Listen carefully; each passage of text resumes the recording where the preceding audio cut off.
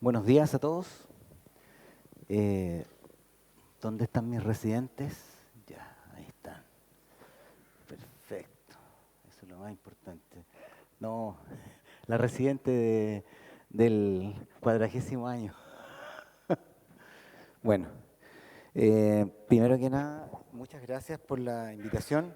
Para mí es un agrado estar en Valdivia nuevamente.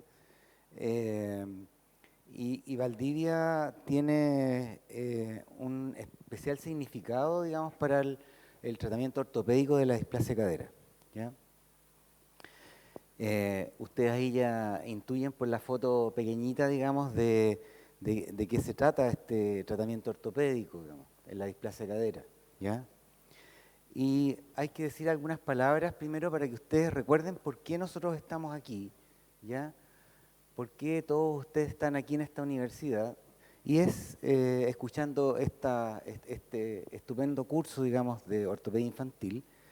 Y en el área del tratamiento ortopédico de la displasia de cadera, cabe mencionar a este gran doctor, que es el doctor Klaus Grob Berkhoff, decano de esta Facultad de Medicina, y que fue el promotor y el primero que trajo las correas de Public a este país hace ya muchos años, transformando a Chile en el tercer país del mundo en que inició el uso de este método.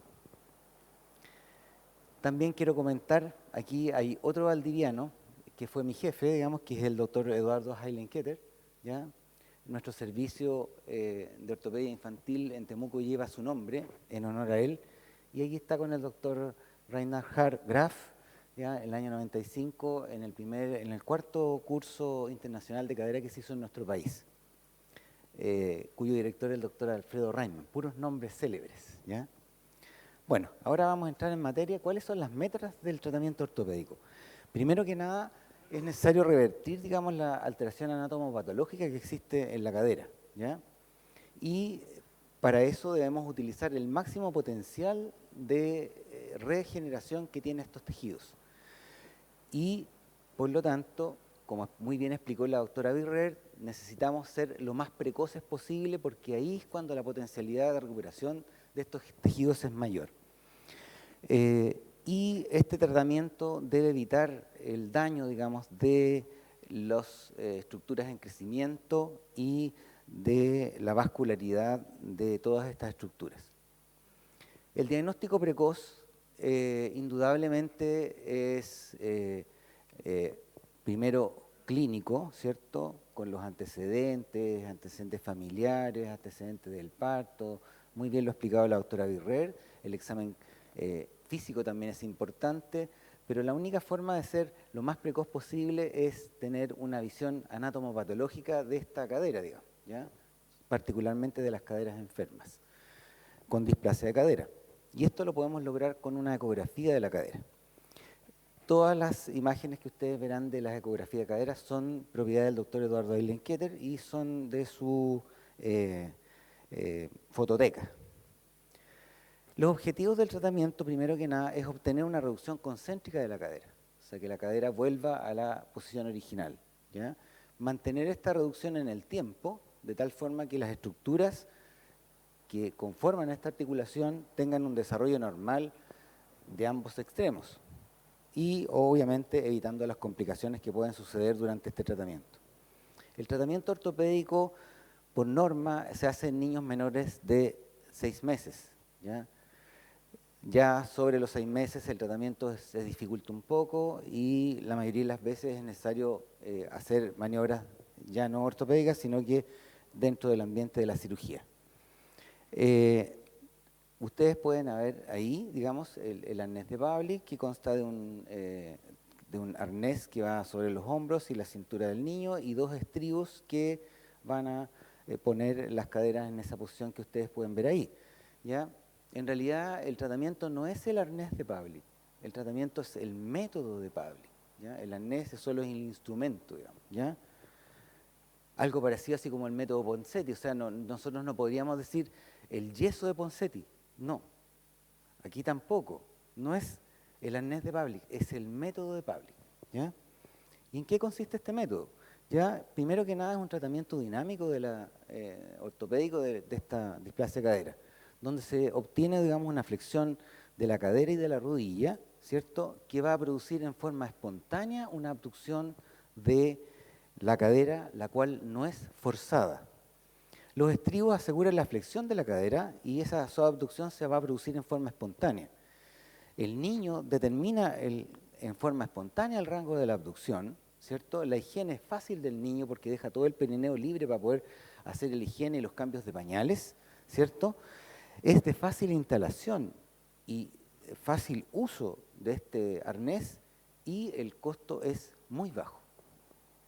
Si uno, los suizos esto lo tienen pero absolutamente claro. Nosotros somos un poco botarates en ese sentido, no tenemos tan claro en ese sentido. ¿Ya? Existen prerequisitos para usar este método de Pavlik. ¿Ya? Primero, que la indicación sea correcta. ¿Ya? Vale decir, la edad del niño, la característica de la displasia. ¿Ya? Segundo, tiene que ser una displasia cadera típica. No podemos usar el método de Pavlik en caderas que tienen otras connotaciones, que están luxadas, pero que tienen otras patologías de base. Háblese, lo veremos en un instante más, qué sé yo, no podemos tratar una luxación en una artrogriposis con un correaje Pavlik, por ejemplo. ¿Ya? Un punto muy importante es que la familia de estos pacientes tiene que ser muy cooperadora y conocer exactamente cuál es la patología. Por lo tanto, esto no es llegar y entregar para que una enfermera le instale el aparato.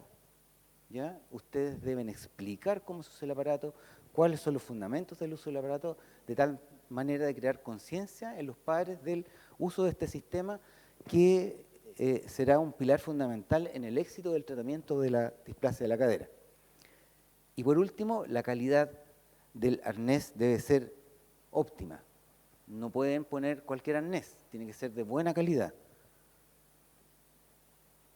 El arnés de Pavlik, como ya lo habíamos dicho un ratito antes, tiene contraindicaciones. Por ejemplo, el mielomeningocele, no podremos usar un arnés de Pavlik en un niño con una cadera luxada de estas características. La artrogriposis ya la nombramos. El síndrome de Ehlers-Danlos tampoco, porque hay una laxitud ligamentosa extraordinaria que no nos permite usar un sistema dinámico, ¿cierto? Y como yo les decía, el apoyo de la familia es fundamental. La baja adherencia de la familia y la no comprensión del uso de este método es una absoluta contraindicación. El método Pavlik se usa habitualmente bajo los 6 meses de edad. Lo ideal es iniciarlo lo más precoz posible, ojalá 8 o 9 semanas, o si se puede antes, y para esto es fundamental tener el diagnóstico precoz, que la mayoría de las veces hacerlo precoz significa un método ultrasonográfico.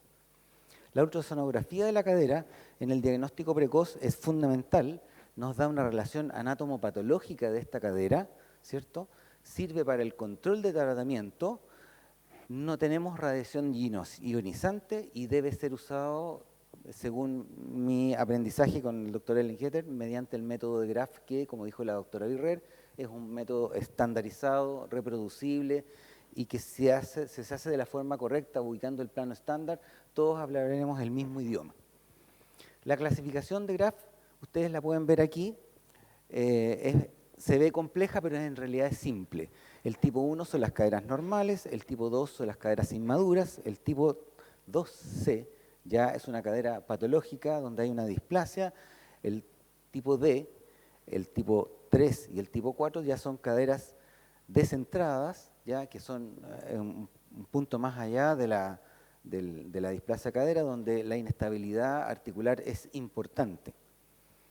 Las fases del tratamiento se pueden incluir, digamos, usando este método ultrasonográfico en una fase de reducción, vale decir, todas aquellas caderas descentradas, o sea, que están fuera de su posición, nosotros tenemos que volver a reinstalarlas en su posición, ¿cierto? Acuérdense el objetivo de obtener la reducción, ¿cierto? Y eso lo podemos obtener mediante un arnés de Pavlik.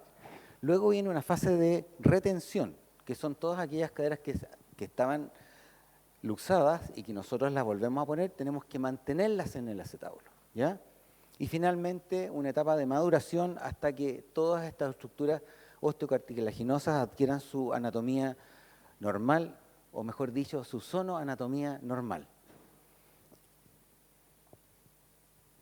Esta es una antigua diapositiva que usaba el doctor Heilenketer para sus clases de ultrasonografía. Fue un hombre generoso con sus conocimientos y siempre muy presto a enseñar al que quisiera aprender. Aquí tenemos una cadera patológica, es una cadera por descentrarse, una típica cadera tipo D, ¿ya? Donde ustedes ven, es difícil, digamos, interpretarlo, hay que medirlo, hay que hacer harto ejercicio para esto. Aquí tenemos una cadera tipo 3, ya una cadera descentrada, donde la cabeza femoral se aprecia fuera del acetábulo, ¿cierto? Ya tenemos un ángulo alfa de 42 grados, un beta de 78, ¿cierto? Aquí tenemos una tipo 4. Esta también, esta imagen acá, no es la misma de esta. Esta es una imagen que usaba el doctor Heilenketer para enseñar, digamos, en el curso, donde se ve una cadera luxada, digamos, y se ve lo típico de esta cadera tipo 4, donde hay una refringencia, donde las estructuras cartilaginosas van ingresando dentro del acetábulo. ¿Qué se hace con estas caderas descentradas? Se usa el arnés de Pavlik 24 horas al día. El control debe ser semanal, clínico y ecográfico. A las 3 semanas, o algunos dicen 4 semanas, debe obtenerse la reducción. Si a las 4 semanas eso no ha ocurrido, digamos, lo cual ustedes lo evalúan en forma ecográfica, nosotros debemos pasar a una etapa ya superior, digamos, en el tratamiento de la displasia de la cadera o de estas caderas descentradas. El control debe ser mensual hasta que la cadera se vuelva anatómicamente y sonoanatómicamente normal, vale decir una cadera tipo 1. Aquí tenemos una cadera displásica, ¿ya? Examen radiológico, ¿cierto? Las correspondientes ecosonografías, ¿cierto? Esa solamente necesita el tratamiento de maduración, porque es una cadera que está centrada pero displásica, ¿ya? El tratamiento ortopédico fundamentalmente se hace con el arnés de Pavlik, que no es el arnés y que es un método. El diagnóstico debe ser precoz. Ojalá, como decía el doctor Alfredo Reimann Neumann, en el primer mes de la vida, ¿ya? Se puede hacer radiológico, se puede hacer sonográficamente, clínicamente. Es bien importante hacer el diagnóstico precoz porque así nosotros iniciaremos en todas estas caderas patológicas el tratamiento en forma precoz y obtenemos los mejores resultados y en muy poco tiempo, ¿ya? El examen clínico y la ultrasonografía para este diagnóstico precoz es fundamental. El tratamiento ortopédico es en menores de 6 meses, ¿ya? El control de estos tratamientos, especialmente las caderas descentradas, debe ser semanal, ¿ya? El uso en las caderas tipo 4 debe ser con precaución. En los últimos estudios, en algunas partes se dice, digamos, que tal vez no sea bueno iniciar perpriman, digamos, un tratamiento reductivo en estas caderas tan descentradas que son las tipo 4. Y lo último que quiero que ustedes recuerden, que es la adherencia de los padres. Y la adherencia de los padres resulta no de entregarle las correas, sino de explicarle claramente la enfermedad que tiene su hijo, ¿cierto? Cómo funciona el método, la efectividad de este método, cuáles son las alteraciones que pueden ocurrir y cómo prevenirlas, ¿cierto? Y eso es fundamental para el uso y el éxito del tratamiento ortopédico de la displasia cadera. Muchas gracias.